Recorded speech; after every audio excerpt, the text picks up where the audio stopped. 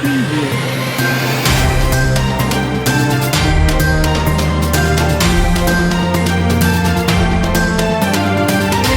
asalaamaaleykum yéen ñi nga xam ne yéen a taamu Time for Africa TV ba di fii seetaane xabaar li ci gën a fës nag mooy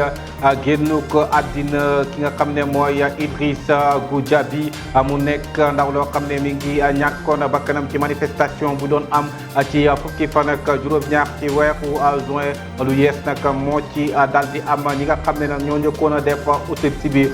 bu bees bi dafa daal di nee na loole gis ne médecin yu njëkk yi la ñu daal di waxoon loole nekkulam li nga xam ne nag moo nekk jafe-jafe wàllum assainissement ci capitale bu sénégalaise saa su ne bu tawee ci diwaanu Ndakaaru daanaka féppay suuxa askanu Sénégal nag addu nañ ci di daal di wax lan mooy jafe-jafe yi ci wàllum saa su ne bu nawet jotee ni ki tey ñaar fukki fan ak benn ci weeru juillet moom la ñuy daal di màggal ci àdduna wërkël këpp journée mondiale bu malbouffe lu mel nag yan risque la mën a andi ci wér-gu-yaramu ñenn ci askan wi da ngeen ci dégg Abdou Waxal Ba ak leeral yi nga xam ne daal dina ko def xabaar yi bitim réew tàggat yaram mooy ndar képpe bi lee jotaay léegi ñu daal ci yaatal. nuy waat leen beneen yoon ci Time for Africa TV comme liñ leen ko junjee woon rek ci bopp xabaar yi lu yees nag moo daal di am ci affaire u Idrissa Goudiaby moom mi le nag moo nekkoon ndaw li nga xam ne moo ñàkkoon bakkanam ci manifestation bu doon am ci coalition Yewwi Askan Wi ci fukki fan ak juróom-ñaar ci weeru juin autopsie bi nga xam ne nag daal di na génn dafa daal di waroo lool ak autopsie bi nga xamante ni ordre médecin du Sénégal ñoo ko daal di def ñoom ñu gis ne ndaw lii di daal dafa daal di ñàkk bakkanam ci ballam ñu fàttali nag ne autopsie bu njëkk bi nag moom li mu xamle woon mooy ne kii di ndaw li ko daal di faat mooy objet tranchant maanaam ay pakak ñoom seen gannaaw loolee dañuy wax ci gouverneur bu région bu Diourbel Ibrahima Fall moom nag ni ki démb ci àllarba ji dafa daal di dalal xel yi ci màggalu Tuubaa gi nga xam ne ñu ngi ko jàpp ci fukki fan ak ñeent jàpp fukki fan ak juróom ci weeru septembre bi du ñëw ci CRD bi nag ñu ngi ci doon wax yan préparatif la ñuy daal di def ngir daal di waajal événement boole nga xam ne ay junney taalibe ñooy dem ci diwaan bu sell boobu Touba Mbacké ngir daal di màggalu Xaadimul Moustapha ci doléance yi nga xam ne nag daal di nañ ko jibal foole ci CRD bi bokk na naka la ñuy def ba hôpital bi di Ahmadul Khadim naka lay def ba daal di yegg waaye tamit forage du hôpital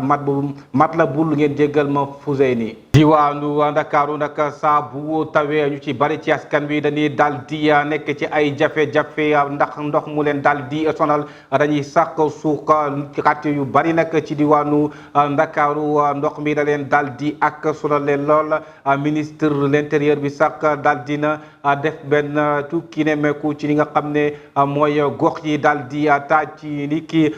démb ci diwaanu Dakar Antoine Félix Diome moom daal dina def constat yi nga xam ne gis na ko ci lu ndox mi def ak dégâts yi daal di jur ci boole sax taw ak jafe-jafe yi nga xam ne da koy daal di amal saa su ne ci diwaanu Dakar ci li ñuy desandi ci askan yi nga xamante ni nag suñu reporter Yvon Aka daal dina janoo ak ñoom daal ñi ngi daal di wax jafe-jafe yi nga xam ne dañ koy daal di dund ñu ne jamono ji nag saa su tawee ba tey fa tey la waalo gën a aaye dañuy dund ay jafe-jafe yu tara ñu gis ne daal ñi nga xam ne ñooy autorité war nañ daal di xool naka lañ def ngir daal di andi ay pexe ci lii nga xam ne yàgg na fi lool te ba tey mu nekk loo xam ne dafa metti lool ñu daal di déglu reportage bi. benn taw bu am doole rek doy na ngir mu jur ay jafe-jafe ci biir Ndakaaru ba tax nag ñuy laaj rek ba xam liggéey assainissement bi fu mu toll loolu nag citoyen sénégalais yaa ngi koy ñaawlu torop Abdou Latif Diakhaté di wax ne si ay priorité yu dëkk bi. li ma ko jàngatee mooy gis naa ne même démb rek maa ngi doon xalaat ndax démb man bi mu tawee ba sévère bi ma génnee gis naa ne comme priorité li gën a nekk Sénégal daal maam nguur gi taxawul ci loolu même comme jàpp naa ne stade yi di defar ak yenn comme li ñuy immigré ay wàllu raay beeg yooyu jàppoon naa ne defar ci yoon yu nit ñi jaar yi nga xam ne nit ñi saa suñ xëyee chaque jour moom lañ gën a yitte waraan ndax instant bi yoon yi jaar waaye comme bu tawee ba sébét boo amul foo mën di jaar wala yenn wala dund gu seer loolu maanaam day feeñ ci économie réew mi ndax tey bu fekkee nit ñi maanaam fi ñu war a jaar da leen di empêcher tey bu ñu xëyee dana feeñ ci wàllum njàng mi mais tamit dana feeñ ci wàllu économie moo tax jàpp naa ne nguur gi xoolaat li gën a nekk priorité ci réew mu nekk mais pas comme yenn kii daal ay wàllu stade beeg yooyu même stade bi am na njëriñ mais am na lu ko ëpp njëriñ ci réew mi. Abdou Sy di wax nguur gi daf ñu war a rendre compte. loolu soo xoolee depuis des années si ginnaaw daf ñu yàgg dal chaque fois ñu di jël ay mesures jël si benn mesure ba pare boo xoolee le cas de la Médina waa APIX ñi je ne sais pas ak ñu ngi foofu toj foofu depuis 2 ans ak Gueule Tapée Médina mais ba tey avant muy taw la ñuy waxoon bu tawee nga am ay problème dèjà mu taw ay problème moo fa am dèjà ñu ngi toj tali yi bu dugal ay tuyaux yi dèjà dugal ñu tuyaux yi tali yi ni ñu koy feree baaxul am na yoo xam ne trottoir yoo xam ne ni nga defaree baaxul dèjà foofu dama xool nu mu mel dafa salte dafa jaxasoo loolu la ñu war a xoolaat bu baax a baax lu ñuy def parce que chaque année problème yooyu moo ñuy dal sagam côté ville bi maam yenn problème bi asuma ak banlieue bi banlieue bi tamit chaque fois tamit les mêmes problèmes moo leen dal instant grand mais tamit état bu ko waxee tamit bu ko defee tamit bu dee def ay milliards man je ne vois pas que man gis naa ay milliards parce que boo xoolee chaque année ñun dugal nañu ay milliards léegi bu tawee problème li gën a yokk mais ko milliards yi fu muy dugg ba pare benn man bu ma gën a métti tamit mooy leen wax léegi nag non parce que Gueule Tapée Médina am na ko ñoo xam ne amuñu sax ay problème inondation bu tawee du am ay problème mais ñu toj tali yi mu taw problème yooyu am waaw yooyu tamit man dama xam ne tamit dugal nañu fi ay milliards xaw ma dugal fi ay milliards ba pare ñu yor projet ci boppam ñoo ngi tamit waroon nañu ñëw rendre compte nit ñi tamit waaw ñu xool fa la ñuy dugal xaalis wala tamit du xool ban liggéey seen liggéey fu mu mucc ak lan la ñuy def ba ñu ngi noonu arrêté affaire taxaw di xool nit ñi. fu ñuy pare mooy di wàllum assainissement bi nguuru Sénégal war na sukkali yenn gox yi te jàppale ñi nga xam ne ñoo ngi ci ay tolof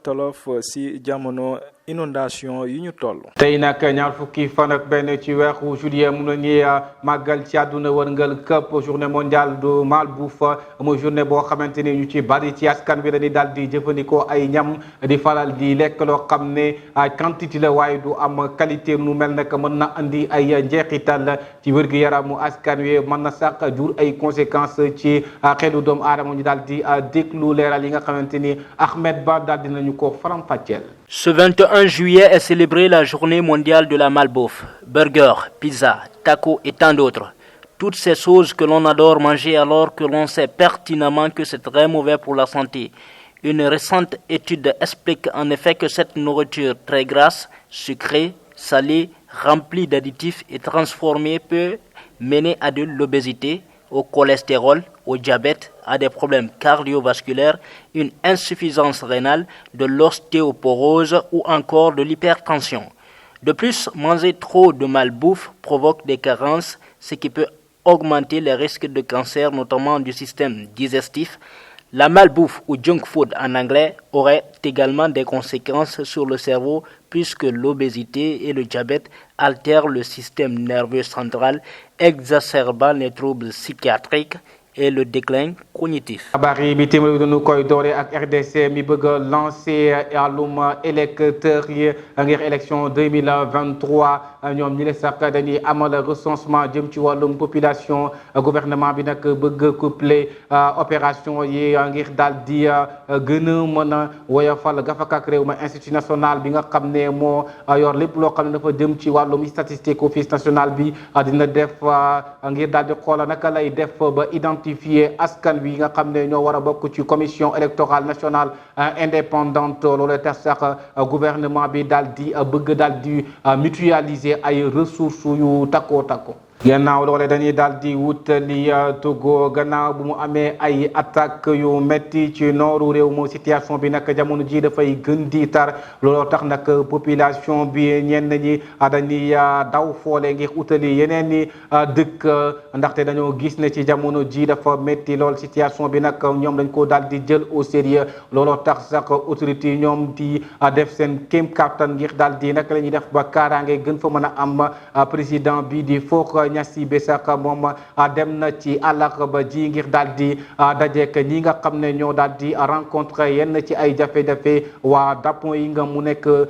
ville boo xam ne mi ngi daal di situé ci extrême nord bu boole réew. Russie nag gannaaw bu mu tëjalee ay buntam Europe ngir wàllum gaz bi mujj na ko daal di ubbiwaat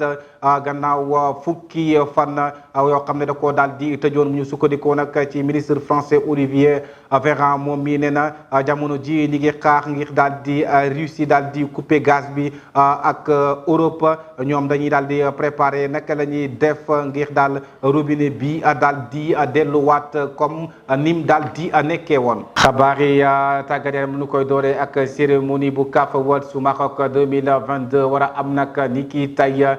foole ca Maroc 19h GMT boole cérémonie nag ki nga xam ne mooy Pape Ousmane Sarr nekk attaquant moom nag jàpp nañ ne mooy jël ki gën a rafetlu but ci boole cérémonie. Aliou Cissé nag moom tamit ñi ngi gis ne moom mooy nekk meilleur coach bu dee Sadio Mané nag moom gannaaw bu mu nekkee meilleur joueur africain bu année 2019 ni ki ren 2022 boole petit tamit mi ngi koy xaar international sénégalais bi. international sénégalais bi di Sadio Mané ni kii démb nag la doon amal match préparation foole sa Bayern moom sax moo daal di mujj dugal but bi ci juróomeelu minute Sadio Mané nag gannaaw bu mu dugalee ñi nga xam ne nag ñooy ay supporters am daal di nañ ci kontaan lool match ba boole sax ñu ngi ko daal di def ci 4-4-2 international sénégalais bii nag équipe am moo daal di daanoon ci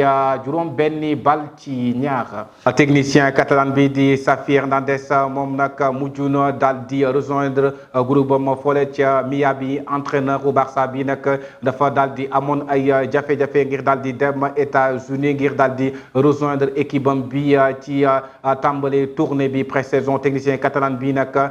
lu ko waral moom dafa demoon ay jafe-jafe ngir daal di am visa li ko waral nag mooy da doon am ay déplacement yu bari foole ca Iran fekk mi ngi war a jouer foole ca Al Sadd ca Qatar mais mujjantal maa gi nag daal di nañ ko autorisé ngir mu daal di fekki équipe am. xabaar yi tàggat yaram mi sax mooy yëkkati jotaay bi di leen jox dig daje ci beneen jotaayu xabaar ci télévision bu mag bi Time for Africa TV télé bi nga xam ne dafay wax ak ñun di wax ak yéen seen mbégte sunu bànneex.